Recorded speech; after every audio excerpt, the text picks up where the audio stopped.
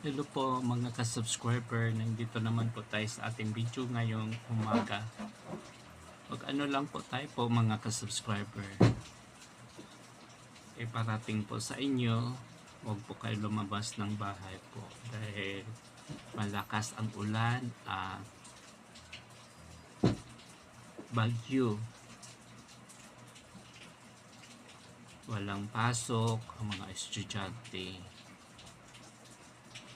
at saka sa mga government employee. Ngayon po, huwag tayo lumabas ng bahay, malakas ang ulan.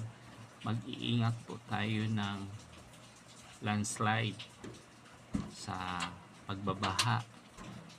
Kung saan man tayo naroroon o papunta pa lang, mag-iingat po tayo sa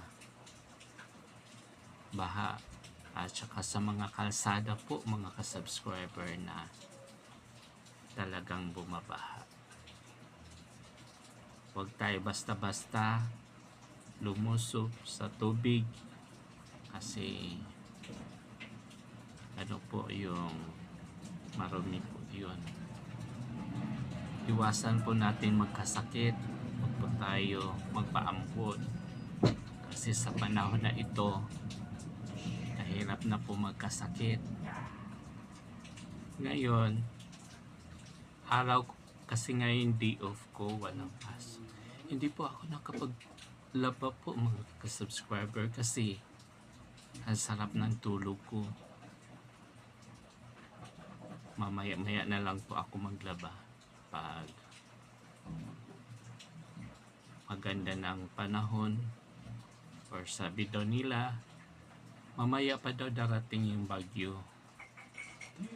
Basta mag-ingat po tayo mga ka-subscriber kasi mas maganda na lang talaga mag-iingat. Huwag tayo basta-basta lumusog sa baha, baka magkasakit po tayo. Magpahinga po tayo na lang sa bahay kasi masarap matulog kapag umuulan. Hanggang dito na lang po ang ating video. Marami pong salamat sa inyo. At marami pong salamat sa inyo po mga ka-subscriber kasi binigyan na tayo